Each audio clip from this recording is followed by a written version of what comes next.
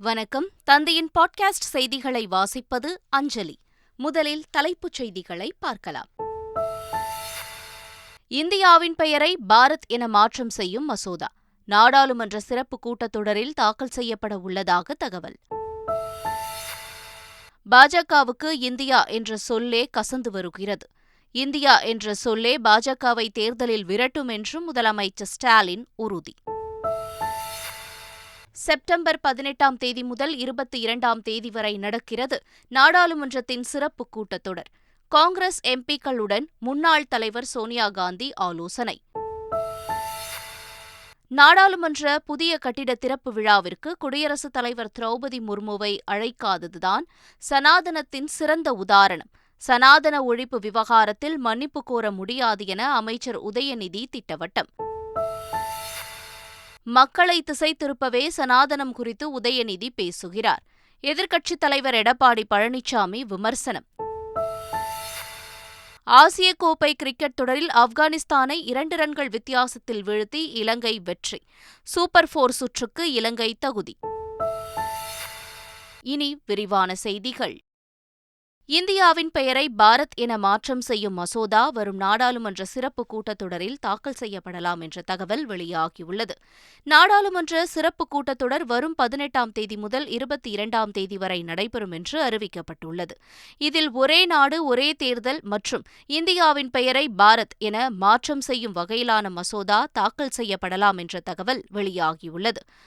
இதற்காக இந்திய அரசியலமைப்பு சட்டத்தின் முகவுரையில் இந்தியா என்ற பெயரை பாரத் என பெயர் மாற்றம் செய்யும் அரசியல் சாசன சட்டத்திருத்த மசோதா தாக்கல் செய்யப்படலாம் என்றும் கூறப்படுகிறது. பாஜக ஆட்சியை வீழ்த்தும் கூட்டணிக்கு இந்தியா என்று பெயர் சூட்டியதிலிருந்து பாஜகவிற்கு இந்தியா என்ற சொல்லே கசந்து வருகிறது என்று முதலமைச்சர் ஸ்டாலின் தெரிவித்துள்ளார். இந்தியாவை வளர்ச்சிமிகு இந்தியாவாக மாற்றப் போகிறோம் என்று சொல்லி ஆட்சிக்கு வந்த பிரதமர் நரேந்திர மோடி 9 ஆண்டுகளுக்கு பிறகு இந்தியா என்ற பெயரை மட்டும்தான் மாற்ற முடிந்திருக்கிறது என்று முதலமைச்சர் ஸ்டாலின் தமது டுவிட்டர் பதிவில் குறிப்பிட்டுள்ளார். அரண்டவர் கண்ணுக்கு இருண்டதெல்லாம் பேய் என்பதைப் போல இந்தியா என்ற சொல்லே பாஜகவை மிரட்டுகிறது என்றும் தேர்தலில் இந்தியா என்ற சொல்லே பாஜகவை விரட்டும் என்றும் முதலமைச்சர் ஸ்டாலின் அப்பதிவில் தெரிவித்திருக்கிறார். பாரத் ஜோடோ என்ற பெயரில் யாத்திரை நடத்தும் காங்கிரஸ் பாரத் மாதா கி ஜெய் என்ற முழக்கத்தை வெறுப்பது ஏன் என பாஜக தேசிய தலைவர் ஜே. பி. நட்டா கேள்வி எழுப்பியுள்ளார். G20 தலைவர்களுக்கான விருந்து அழைப்பிதழில் பாரத குடியரசுத் தலைவர் என குறிப்பிடப்பட்டிருந்தது. இதுகுறித்து கருத்து தெரிவித்த காங்கிரஸ் கட்சியின் பொதுச் செயலாளர் ஜெயராம் ரமேஷ், மாநிலங்களின் ஒன்றியம் இந்தியா என்பதும் தற்போது தாக்குதலுக்கு உள்ளாகியிருப்பதாக கூறியிருந்தார். இதற்கு பதிலளிக்கும் வகையில் அறிக்கை வெளியிட்ட பாஜக தேசிய தலைவர் ஜே. பி. நட்டா, பாரத் ஜோடோ என்ற பெயரில் யாத்திரை நடத்தும் காங்கிரஸ் பாரத் மாதா கி ஜெய் என்ற முழக்கத்தை வெறுப்பது ஏன் என்றும் கேள்வி எழுப்பியுள்ளார். ஒரே இந்தியா ஒரே தேர்தல் கொண்டு வருவதில் நடைமுறை சிக்கல்கள் உள்ளன என்று திமுக மக்களவை குழு தலைவர் டி.ஆர். பாலு கூறியுள்ளார். பிரதமர் நரேந்திர மோடி இந்தியாவின் பெயரைத்தான் மாற்ற முயற்சி மேற்கொண்டு வருவதாக நாடாளுமன்ற உறுப்பினர் தயாநிதி மாறன் விமர்சித்துள்ளார். முன்னாள் முதலமைச்சர் கருணாநிதியின் 100ஆண்டு விழாவை முன்னிட்டு சென்னை புளியந்தோப்பில் விளையாட்டு வீரர்களுக்கு உபகரணங்கள் வழங்கும் நிகழ்ச்சியில் கலந்து கொண்டு பேசிய அவர், பிரதமர் மோடி வந்தால் இந்தியாவை மாற்றுவார் என்று கூறி வந்த நிலையில் நாட்டின் பெயரைத்தான் பாரத் என்று மாற்ற முயற்சி செய்து வருகிறார் என்றும் கூறினார். இந்தியாவின் பெயரை பாரத் என மாற்றவுள்ள மத்திய அரசின் முடிவுக்கு இந்திய கிரிக்கெட் அணியின் முன்னாள் வீரர் வீரேந்திர சேவாக் ஆதரவு தெரிவித்துள்ளார்.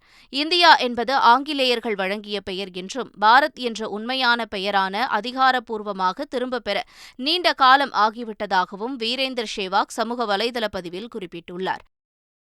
பாரத் என்ற பெயருக்கு எதிர்ப்பு தெரிவித்து நடிகர் விஷ்ணு விஷால் எக்ஸ் ட்விட்டரில் கருத்து பதிவிட்டுள்ளார். அதில், திடீரென ஏன் இந்தியா என்ற பெயரை துறக்க வேண்டும்? நாட்டின் பெயரை மாற்றுவது எப்படி பொருளாதார வளர்ச்சி முன்னேற்றத்திற்கு உதவும் என்று விமர்சித்துள்ளார். இத்தனை வருடங்களில் இந்தியா என்ற பெயர் உங்களுக்கு பெருமை சேர்க்கவில்லையா என்று கேள்வி எழுப்பிய அவர், பாரத் என பெயர் மாற்றத்திற்கு வலியுறுத்திய முன்னாள் இந்திய கிரிக்கெட் வீரர் சேவாகையும் டாக் செய்துள்ளார். இந்திய வரலாற்றிலேயே முதல் முறையாக எந்தவொரு செயல் திட்டமும் இல்லாமல் நாடாளுமன்ற சிறப்பு கூட்டம் நடைபெறவுள்ளதாக திமுக எம்பி டி.ஆர். பாலு தெரிவித்திருக்கிறார். காங்கிரஸ் தேசிய தலைவர் மல்லிகார்ஜுன கார்கே தலைமையில் இந்தியா கூட்டணியின் மக்களவை, மாநிலங்களவை குழு தலைவர்களின் சிறப்பு ஆலோசனைக் கூட்டம் டெல்லியில் நடைபெற்றது. இந்த கூட்டத்தை தொடர்ந்து திமுக எம்பிக்கள் டி.ஆர். பாலு, திருச்சி சிவா ஆகியோர் கூட்டாக செய்தியாளர்களை சந்தித்தனர். அப்போது பல்வேறு விஷயங்கள் குறித்து ஆலோசித்ததாக தெரிவித்தனர். வரும் 18ஆம் தேதி தொடங்கவுள்ள நாடாளுமன்ற சிறப்பு கூட்டத்தொடரில் பங்கேற்பதற்கு காங்கிரஸ் கட்சி முடிவு செய்துள்ளது. நாடாளுமன்ற சிறப்பு கூட்டத்தொடரில் ஒரே நாடு ஒரே தேர்தல், பொது சிவில் சட்டம், இந்தியாவின் பெயரை பாரத் என மாற்றுவது போன்ற பல்வேறு மசோதாக்கள் மத்திய அரசு தரப்பில் தாக்கல் செய்யப்படலாம் என்று எதிர்பார்க்கப்படுகிறது. இந்நிலையில் கூட்டத்தொடரை முன்னெடுத்து செல்வது தொடர்பாக டெல்லியில் காங்கிரஸ் மூத்த தலைவர் சோனியா காந்தி இல்லத்தில் முக்கிய ஆலோசனைக் கூட்டம் நடைபெற்றது. காவிரி உபநீர் தொடர்பான தமிழ்நாடு அரசின் மனு மீதான விசாரணை உச்சநீதிமன்றத்தில் இன்று நடைபெறவிருந்த நிலையில் விசாரணை பட்டியலிலிருந்து நீக்கப்பட்டுள்ளது. ஆகஸ்ட் 25ஆம் தேதி நடைபெற்ற விசாரணையில் காவிரி நீர் மேலாண்மை ஆணையத்திடம் அறிக்கை கேட்கப்பட்டு வழக்கு செப்டம்பர் 1ஆம் தேதிக்கு ஒத்திவைக்கப்பட்டது. ஆனால் செப்டம்பர் 1ஆம் தேதிக்கு வழக்கு பட்டியலிடப்படாத நிலையில் தமிழ்நாடு அரசு முறையிட்டதை அடுத்து செப்டம்பர் 6ஆம் தேதி விசாரணை நடைபெறும் என்று அறிவிக்கப்பட்டது. இந்நிலையில் செப்டம்பர் 6ஆம் தேதி விசாரணை பட்டியலிலிருந்து இந்த வழக்கு நீக்கப்பட்டுள்ளது. இலாகா இல்லாத அமைச்சராக செந்தில் பாலாஜி அமைச்சரவையில் நீடிப்பது குறித்து தமிழக முதல்வர்தான் முடிவெடுக்க வேண்டும் என்று சென்னை உயர்நீதிமன்றம் அறிவுறுத்தியுள்ளது. சட்டவிரோத பணப்பரிமாற்ற தடை சட்ட வழக்கில் கைது செய்யப்பட்டு சிறையில் அடைக்கப்பட்டுள்ள செந்தில் பாலாஜி இலாகா இல்லாத அமைச்சராக நியமிக்கப்பட்டதற்கு எதிர்ப்பு தெரிவித்து வழக்குகள் தொடரப்பட்டன. இந்த வழக்குகளின் விசாரணை தலைமை நீதிபதி சஞ்சய் கங்கபூர்வாலா, நீதிபதி ஆதிகேசவலு அமர்வில் நடைபெற்றது. அப்போது இந்த வழக்குகளில் எந்த உத்தரவும் பிறப்பிக்க இயலாது என தெரிவித்த நீதிபதிகள், செந்தில் பாலாஜி அமைச்சரவையில் நீடிப்பது குறித்து முதல்வர்தான் முடிவெடுக்க வேண்டும் என்று கூறி அனைத்து வழக்குகளையும் முடித்து வைத்தனர். தமிழக பிரச்சினைகளிலிருந்து திசை திருப்பவே சனாதனம் பற்றிய அமைச்சர் உதயநிதி ஸ்டாலின் பேசுகிறார் என்று அதிமுக பொதுச் செயலாளர் எடப்பாடி பழனிசாமி கூறியுள்ளார். மக்களை திசை திருப்புவதற்காக சனாதன தர்மம் என்ற ஒளிப்பேடு ஒரு அமைப்பை மூலமாக கருத்தை தெரிவித்திருக்கின்றார். இதையெல்லாம் மக்களை திசை திருப்புவதற்காக நாடகத்தை அரங்கேற்றிருக்கிறார் உதயநிதி ஸ்டாலின். சனாதனம் குறித்து பொதுவெளியில் விவாதிக்க தயாரா என மத்திய உள்துறை அமைச்சர் அமித்ஷாவிற்கு திமுக துணை பொதுச் செயலாளர் ராசா சவால் விடுத்துள்ளார். புதுச்சேரி வீராம்பட்டினம் பகுதியில் நடைபெற்ற நிகழ்ச்சியில் பேசிய ராசா, சனாதனத்தை தாங்கள் ஒழித்ததால்தான் அமித்ஷா உள்துறை அமைச்சராக இருப்பதாகவும் கூறினார். மேலும் மோடி, அமித்ஷா, பாஜக அமைச்சர்கள் மற்றும் RSS-காரர்களை விட ஆங்கிலேயர்கள் நாணயமானவர்கள் எனவும் கூறினார். சனாதனம் குறித்து பேசிய விவகாரத்தில் அமைச்சர் உதயநிதி தலையை கொண்டு வருவதற்கான வெகுமதியை உயர்த்த தயாராக இருப்பதாக உத்தரப்பிரதேச சாமியார் தெரிவித்துள்ளார். உத்தரப்பிரதேச சாமியார் பரம்ஹன்ஸ் ஆச்சாரியா கூறுகையில், உதயநிதியின் தலையை கொண்டு வருவதற்கு 10 கோடி போதவில்லை என்றால் வெகுமதி உயர்த்த தயாராக இருப்பதாகவும் தெரிவித்திருக்கிறார். சனாதனத்தை இழிவுபடுத்துவதை ஒருபோதும் பொறுத்துக் கொள்ள மாட்டேன் என்றும் அவர் தெரிவித்துள்ளார். உத்தரப்பிரதேசத்தில் நியாயமான அரசு இருந்திருந்தால் அமைச்சர் உதயநிதி ஸ்டாலின் தலைக்கு 10 கோடி ரூபாய் அறிவித்த நபரை கைது செய்திருக்க வேண்டும் என்று நாடாளுமன்ற உறுப்பினர் கார்த்தி சிதம்பரம் தெரிவித்துள்ளார். காரைக்குடியில் செய்தியாளர்களிடம் பேசிய அவர், உதயநிதியின் கருத்தை தாம் முழுமையாக ஆதரிப்பதாக தெரிவித்தார். உத்தரப்பிரதேச மாநிலத்தில் நடப்பது புல்டோசர் ஆட்சி என்றும் அவர் சாடினார். சனாதனம் குறித்த அமைச்சர் உதயநிதி ஸ்டாலின் கருத்துக்கு திரைப்பட இயக்குநர் ரஞ்சித் ஆதரவு தெரிவித்துள்ளார். இதுகுறித்து அவர் வெளியிட்டுள்ள டுவிட்டர் பதிவில், சாதி மற்றும் பாலின அடிப்படையில் நடைபெறும் மனித தன்மையற்ற செயல்களுக்கு ஆணிவேராக சனாதன தர்மம் விளங்குவதாக குறிப்பிட்டுள்ளார். காலை உணவு திட்டத்தில் பட்டியலின பெண் சமைக்க எதிர்ப்பு தெரிவித்த தீண்டாமை விவகாரத்தில் மாவட்ட ஆட்சியர் தலையிட்டு துரித நடவடிக்கை எடுத்துள்ளார்.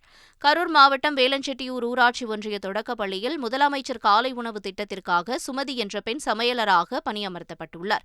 பட்டியலின சமூகத்தைச் சார்ந்த அவர் சமைக்கும் உணவை தங்கள் குழந்தைகள் சாப்பிட மாட்டார்கள் என்று சிலர் எதிர்ப்பு தெரிவித்ததாக கூறப்படுகிறது. நேரில் ஆய்வு செய்த ஆட்சியர் பிரபு சங்கர் மாணவர்களின் பெற்றோருடன் பேச்சுவார்த்தை நடத்தினார். அப்போது ஆட்சியர் முன்னிலையிலேயே பட்டியலின பெண் சமைத்து எதிர்ப்பு தெரிவித்த பாலசுப்ரமணியன் என்பவர் காவல் நிலையம் அழைத்து செல்லப்பட்டார். அங்கு பகிரங்க மன்னிப்பு கோரியதை அடுத்து அவர் மீது வழக்கு பதியாமல் விடுவிக்கப்பட்டார். பல்லடம் அருகே கொலை செய்யப்பட்ட ஒரே குடும்பத்தைச் சேர்ந்த 4 பேரின் உடல்களும் கள்ளக்கிணறு மயானத்தில் அடக்கம் செய்யப்பட்டது. திருப்பூர் மாவட்டம் கள்ளக்கிணறு பகுதியில் ஒரே குடும்பத்தைச் சேர்ந்த 2 பெண்கள் உட்பட 4 பேர் கொடூரமாக வெட்டிக் கொல்லப்பட்டனர். 4 உடல்களையும் பிரேத பரிசோதனைக்கு பிறகு போலீசார் உறவினர்களிடம் ஒப்படைத்தனர். இதனையடுத்து கள்ளக்கிணறு மயானத்தில் உடல்கள் அடக்கம் செய்யப்பட்டன. பல்லடம் கொலை சம்பவத்தில் தலா 2 லட்சம் ரூபாய்க்கான நிவாரணத் தொகையை உயிரிழந்தவர்களின் குடும்பத்தினருக்கு திருப்பூர் ஆட்சியர் நேரில் வழங்கினார். பல்லடம் கொலை வழக்கில் விரைந்து நடவடிக்கை எடுக்கவும், உயிரிழந்தவர்களின் குடும்பத்தினருக்கு தலா 2 லட்சம் ரூபாய் நிவாரணம் வழங்கவும் முதலமைச்சர் மு.க.ஸ்டாலின் உத்தரவிட்டிருந்தார். இதற்கான காசோலையை உயிரிழந்தவர்களின் குடும்பத்தினருக்கு நேரில் வழங்கிய ஆட்சியர் கிறிஸ்துராஜ் அவர்களுக்கு ஆறுதல் தெரிவித்தார்.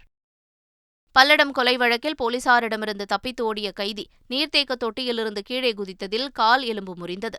இந்த வழக்கில் திருச்சி மணப்பாறையைச் சேர்ந்த செல்லமுத்து என்பவரை போலீசார் கைது செய்தனர். கொலைக்கு பயன்படுத்திய ஆயுதங்களை தொட்டம்பட்டியில் உள்ள நீர்த்தேக்க தொட்டியின் மேல் வைத்திருப்பதாக கூறி போலீசாரை செல்லமுத்து அழைத்து சென்றுள்ளார். அப்போது போலீசாரை கீழே தள்ளிவிட்டு செல்லமுத்து தப்பியோடினார். திடீரென செல்லமுத்து நீர்த்தேக்க தொட்டியிலிருந்து கீழே குதித்ததால் அவரது கால் எலும்பு முறிந்தது. இதனையடுத்து செல்லமுத்து கோவை அரசு மருத்துவமனையில் அனுமதிக்கப்பட்டார். கலைஞர் நூற்றாண்டு விழாவை முன்னிட்டு சென்னை எழும்பூர் அருங்காட்சியகத்தில் மறைந்த முன்னாள் திமுக தலைவர் கருணாநிதி முதலமைச்சராக இருந்தபோது பெற்ற நினைவு பரிசுகள் மற்றும் புகைப்பட கண்காட்சி நடைபெற்றது. தமிழ்நாடு அருங்காட்சியகங்கள் துறை சார்பில் ஏற்பாடு செய்யப்பட்ட கண்காட்சியை அமைச்சர் சுவாமிநாதன் தொடங்கி வைத்தார். இதில் முன்னாள் முதலமைச்சர் கருணாநிதி வாழ்க்கை வரலாறு புகைப்படங்கள் இடம்பெற்றன. பின்னர் பேசிய அமைச்சர் 1 மாதம் நடைபெறும் இக்கண்காட்சியை இலவசமாக பொதுமக்கள் காணலாம் என்றும் தெரிவித்தார். சந்திரயான் 3 விண்கலத்தின் சரித்திர வெற்றியை கொண்டாடும் விதமாக இந்திய அரசின் சார்பில் வினாடி வினா போட்டி அறிவிக்கப்பட்டுள்ளது. ஆன்லைன் மூலமாக நடைபெறும் போட்டியில் வெற்றி பெறுவோருக்கு 1 லட்சம் ரூபாய் ரொக்கப்பரிசு வழங்கப்பட உள்ளது. 300 வினாடிகளில் 10 கேள்விகளுக்கு போட்டியாளர்கள் பதிலளிக்க வேண்டும் என்று குறிப்பிடப்பட்டுள்ளது. இதற்காக isroquiz.mygovernment.in என்ற இணையதள பக்கத்தில் போட்டியாளர்கள் விண்ணப்பிக்கலாம் என்றும் தெரிவிக்கப்பட்டுள்ளது. மேற்குவங்க ஆளுநர் மாளிகை முன்பு தர்ணா போராட்டத்தில் ஈடுபடுவேன் என்று அம்மாநில முதலமைச்சர் மம்தா பானர்ஜி எச்சரித்துள்ளார். கொல்கத்தாவில் நடைபெற்ற நிகழ்ச்சி ஒன்றில் பங்கேற்று பேசிய அவர் கல்வித்துறை விவகாரங்களிலும் ஆளுநர் தலையிடுவதாக குற்றம் சாட்டினார். மேற்குவங்க சட்டப்பேரவையில் இயற்றப்பட்ட அனைத்து மசோதாக்களையும் ஆளுநர் நிறுத்தி வைத்திருப்பதாக சாடிய அவர் பல்கலைக்கழகங்களின் செயல்பாடுகளில் ஆளுநர் தொடர்ந்து தலையிடுவதாக குற்றம் சாட்டினார். 31 ஆண்டுகளுக்கு பிறகு இயக்குநர் பாரதி ராஜாவும் இசையமைப்பாளர் இளையராஜாவும் இணைந்து பணியாற்ற உள்ளனர். இயக்குநர் சுசீந்திரன் தயாரிப்பில் இயக்குநராக அறிமுகமாகும் மனோஜ் பாரதி ராஜா இயக்கத்தில் பாரதி ராஜா நடிப்பில் உருவாகும் மார்கழி திங்கள் படத்திற்காக இளையராஜா இசையில் பாடல் பதிவு செய்யப்பட்டது. பாரதி ராஜாவும் இளையராஜாவும் கடைசியாக இணைந்து பணியாற்றியது நாடோடி தென்றல் படத்தில்தான் என்பது குறிப்பிடத்தக்கது.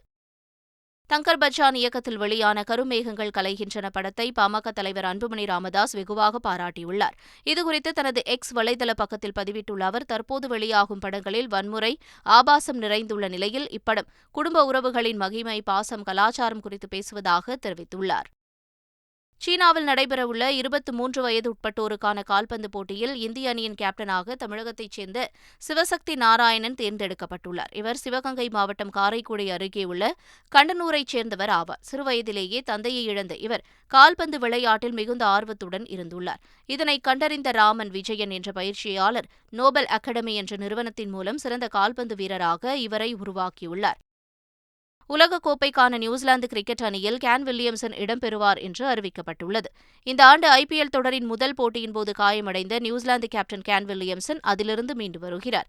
இன்னும் முழுமையாக குணமடையாததால் அவர் ஒருநாள் உலகக்கோப்பை தொடரில் விளையாடுவாரா என்ற சந்தேகம் நிலவி வந்தது. இந்நிலையில் உலகக்கோப்பைக்கான நியூசிலாந்தின் 15 பேர் கொண்ட அணியில் வில்லியம்சன் இடம்பெறுவார் என்று நியூசிலாந்து கிரிக்கெட் வாரியம் அறிவித்துள்ளது. ஆசிய கோப்பை தொடரில் ஆப்கானிஸ்தானை வீழ்த்திய இலங்கை அணி சூப்பர் 4 சுற்றுக்கு தகுதி பெற்றுள்ளது. ஆசிய கோப்பை கிரிக்கெட் தொடரின் குரூப் பி சுற்று ஆட்டத்தில் ஆப்கானிஸ்தான், இலங்கை அணிகள் மோதின. முதலில் பேட் செய்த இலங்கை 291 ரன்கள் எடுத்தது. இதனையடுத்து 37.1 ஓவர்களில் இலக்கை எட்டினால் சூப்பர் 4 சுற்றுக்கு முன்னேறலாம் என்ற சூழலில் ஆப்கானிஸ்தான் களமிறங்கியது. அந்த அணியின் வீரர் ஷாஹிதி 59 ரன்களும், முகமது நபி 32 பந்துகளில் 65 ரன்களும் எடுத்தனர். இறுதியில் ரஷித் கானும் சத்ரனும் அதிரடி காட்டினர். இதனால் ஒரு பந்தில் 3 ரன்கள் எடுத்தால் ஆப்கானிஸ்தான் சூப்பர் 4 சுற்றுக்கு தகுதி பெறலாம் என்ற நிலை ஏற்பட்டது. ஆனால் அந்த பந்தில் முஜிப் உர் ரஹ்மான் ஆட்டமிழந்ததால் இலங்கை சூப்பர் 4 சுற்றுக்கு முன்னேறியது. அதே ஓவரில் ஃபசல் ஹக் பாருக்கியும் ஆட்டமிழக்க ஆப்கானிஸ்தான் 289 ரன்களுக்கு ஆல் அவுட் ஆனது. இதன் மூலம் இலங்கை 2 விக்கெட் வித்தியாசத்தில் வெற்றி பெற்றது. மீண்டும் தலைப்புச் செய்திகள்.